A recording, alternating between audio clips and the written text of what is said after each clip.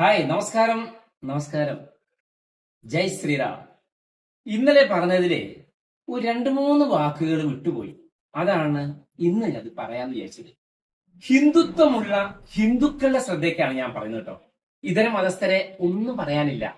കാരണം അവരുടെ സാമർഥ്യം കൊണ്ടാണ്, അവരുടെ കഴിവ് കൊണ്ടാണ് അവർ വളരുന്നതും അവര് പഠിക്കുന്നതും വിദ്യാസമ്പന്നരാവുന്നതും പണക്കാരാവുന്നതും പലതും നേടുന്നത്, മതം മാറുന്നതും മതം മാറ്റുന്നതും ഒക്കെ അവരുടെ കഴിവ് തന്നെയാണ്. എന്നാൽ വിപ്ലവവും മതേതരത്വവും തലയ്ക്ക് പിടിച്ച ഒരു പറ്റം ഹിന്ദുക്കൾ ഹിന്ദുത്വത്തിന്റെ അർത്ഥം എന്താണെന്ന് പോലും അറിയാതെ പേരുകൊണ്ട് ഹിന്ദുവാണെന്ന് പറഞ്ഞ് നടക്കുന്ന ഒരു പറ്റം ആളുകളുണ്ട്. അവരോടാണ് എനിക്ക് അപേക്ഷിക്കാനുള്ളത്. പ്രിയമുള്ളവരെ, രാഷ്ട്രീയം മാറി മാറി വന്നുകൊണ്ടേയിരിക്കും. ഹിന്ദുത്വം ലവലേശം തൊട്ടു തീണ്ടാത്ത ഒരുപാട് ഹിന്ദുക്കളാണ് നമ്മൾക്ക് ചുറ്റും. വെറും രാഷ്ട്രീയം ഇലക്ഷൻ ആയി കഴിഞ്ഞാൽ മനുഷ്യത്വം പോലും മരവിച്ചുകൊണ്ട് അക്രമവാസനയും സ്പിരിറ്റുകൊണ്ട് ഏതോ എവിടെയോ കിടക്കുന്ന മുസ്ലിം തീവ്രവാദികൾക്കും അതുപോലെ തന്നെ രാഷ്ട്രീയം മാത്രമാണ്, അല്ലെങ്കിൽ സംഘടന മാത്രമാണ്, അതിന് എന്റെ ജാതിയാണ് എന്റെ പ്രധാനം എന്നൊക്കെ പറയുന്ന വിഡ്ഢികളുടെ മൂടുതാങ്ങി നടക്കുന്നത്.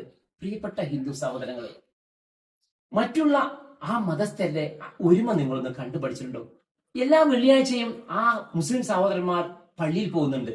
എന്തിനാണെന്നറിയോ? മതം പഠിക്കാനല്ല, അതിലുപരി അവർ ഒത്തൊരുമയാണ്. ഒരു ആപത്ത് വന്നാൽ അവർ ഒറ്റക്കെട്ടാണ്. അതുപോലെ തന്നെ ക്രിസ്ത്യാനികൾ എല്ലാ സൺഡേയും പോകുന്നുണ്ട് പള്ളികളിൽ, അവരും തന്നെ ഒറ്റക്കെട്ട. എന്നാൽ നമ്മൾ ഹിന്ദുക്കളോ രണ്ട് സ്ഥലങ്ങളിൽ രണ്ട് സമയത്താണ് പോവാം. ഒന്ന് സീസൺ ടൈമിൽ ശബരിമലയ്ക്ക് പോകാനും പൂരത്തിനൊക്കെ പോകാനും അടിയുണ്ടാക്കാനും അതൊക്കെയാണ് ഒന്ന്. തിരിച്ചു വരുമ്പോൾ ശബരിമലയിൽ പോയി തിരിച്ചു വരുന്ന സമയത്ത് നോമ്പ് മുറിക്കാൻ കള്ളു കുടിക്കാനായിട്ട് പോവുക ഒന്ന്. രണ്ടാമത്തതോ എന്തിനാണ്? നമ്മുടെ ബ്രാൻഡി ഷോപ്പിൽ വിദേശ മദ്യ ബീവറേജ് കോർപ്പറേഷന്റെ മുമ്പിലാണ് ഹിന്ദുക്കൾ ഒത്തുകൂടുന്നത്. ഏറ്റവും കൂടുതൽ ഹിന്ദുക്കൾ ഒത്തുകൂടുന്നത് ബീവറേജ് കോർപ്പറേഷന് മുമ്പിലാണ്. മാറ്റം വേണ്ടേ? നമ്മളെ പോലെ നമ്മുടെ തലമുറയും അങ്ങനെ നശിച്ചു പോകണം. അതുകൊണ്ട് ഇക്കുറി ഒരു തവണ നിങ്ങൾ വോട്ടർ ആണോ? ആണെങ്കിൽ മാറി മാറി വന്ന രാഷ്ട്രീയക്കാര് ഇക്കണ്ട കാലം അത്രയും സ്വാതന്ത്ര്യം കൊടുക്കാത്ത ഒരു പറ്റം ആളുകൾ നമ്മുടെ ഹിന്ദുക്കളിൽ നരകയാതന അനുഭവിക്കുന്നുണ്ട്. കയറിക്കിടക്കാൻ വീടില്ലാതെ നശിച്ചുകൊണ്ടിരിക്കുന്ന ബാല്യകാലം, അവരൊക്കെ തന്നെ പട്ടിണിപ്പാവങ്ങളായ ചേരയിമ്പി അണ്ടി പോലെ നല്ല ഭക്ഷണം ഒന്നുമില്ലാതെ നരകിക്കുന്ന കാഴ്ചയാണ് നമുക്ക് ചുറ്റുമുള്ളത്. ഇതിനെയൊക്കെ നേർവഴിക്ക് നയിക്കാൻ നമ്മൾക്ക് ഒത്തിരി ഹിന്ദുത്വം ഭക്തിയുടെ ബാലപാഠങ്ങൾ പഠിച്ചുകൊണ്ട് എല്ലാ ഭാഗങ്ങളിലും മതപാഠശാലകൾ തുടങ്ങിക്കൊണ്ട് ഒത്തൊരുമയോടുകൂടി ജാതിക്കും രാഷ്ട്രീയത്തിനും അതീതമായി ഹിന്ദുക്കളെ ഒന്നിക്കാം. കൂടാതെ ഇക്കുറി കേരളം BJP ഭരിക്കട്ടെ. ഒരു പ്രാവശ്യം ഭരിച്ചു നോക്കട്ടെ. അവർ തെമ്മാടിത്തരാണെങ്കിൽ മറ്റുള്ള രാഷ്ട്രീയ പാർട്ടിയെ പോലെ തന്നെ ഇവരും തെമ്മാടികളാണെങ്കിൽ എടുത്ത് പുറത്തേക്കിടണം. ഇല്ലെങ്കിൽ കമ്മ്യൂണിസ്റ്റും കോൺഗ്രസും ഇതന്നെ നാടകം. ഒന്ന് മാറ്റിപ്പിടിക്കൂ പ്ലീസ്. കാരണം BJPക്ക് മാത്രമേ ഇനി ഒരു കാരണം BJP പറഞ്ഞ വർഗീയ കക്ഷിയല്ല കേട്ടോ, വർഗീയ പാർട്ടിയൊന്നുമല്ല. നമ്മുടെ ഭാരതീയ ഹിന്ദു ലീഗ് പോലെ തന്നെ സനാതന ധർമ്മത്തിൽ വിശ്വസിക്കുന്ന എല്ലാ മതസ്ഥരെയും സർവമത സമഭാവനയോടെ കാണുന്ന ഒരു പാർട്ടിയാണ് NDA അല്ലെങ്കിൽ BJP എന്ന് പറയുന്നത്. അതിൽ കണ്ടില്ലേ എത്ര മുസ്ലിംസ് ആണ് വരുന്നത്, എത്ര മുസ്ലിം ക്രിസ്ത്യാനികളാ വരുന്നത്. അവരൊക്കെ എന്താ പൊട്ടന്മാരാണോ? അവർക്കറിയാം അന്ത്യം ശരണം മോദിജിയുടെ കാൽക്കലാണ് നമ്മൾക്ക് ശരണമുള്ളൂ. ഇല്ലെങ്കിൽ ബംഗ്ലാദേശ് പോലത്തെ അവസ്ഥ വരും.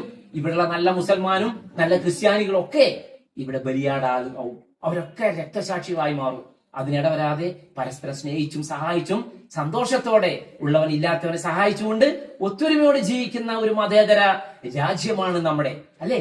അങ്ങനെ തന്നെ ആവണമെങ്കിൽ നമ്മൾ എല്ലാവരും ഭാരതീയ ജനതാ പാർട്ടിക്ക് വോട്ട് ചെയ്യാൻ കാല് പിടിച്ച് പറയുകയാണ്. പ്രിയമുള്ളവരെ, എനിക്ക് വല്ല ആവശ്യമുണ്ടോ? ഉണ്ടുറങ്ങി എനിക്ക് എന്റെ കൊട്ടാരം എന്ന് പറഞ്ഞിരുന്നാ പോരെ? അതുകൊണ്ട് എല്ലാവരും ഒരു പ്രാവശ്യം BJPക്ക് വോട്ട് ചെയ്യാൻ, പ്രത്യേകിച്ച് എല്ലാ സ്റ്റുഡൻസിനോടും. പ്രിയപ്പെട്ടവരെ, ആ രാഷ്ട്രീയത്തിന്റെ ആ മത്ത്, ആ അന്ധമായ ഭ്രാന്ത് മാറ്റിയിട്ട് എല്ലാവരും ഇക്കുറി താമര ചിഹ്നത്തിൽ വോട്ട് രേഖപ്പെടുത്തി വിജയിപ്പിക്കണമെന്ന് താഴ്മയായിട്ട് വൻ ഭൂരിപക്ഷത്തോടെ വിജയിപ്പിക്കണമെന്ന് ഓരോ സ്ഥാനാർത്ഥികളെയും കേരളത്തിൽ രക്ഷിക്കുകയാണ്. ജയ് ശ്രീറാം.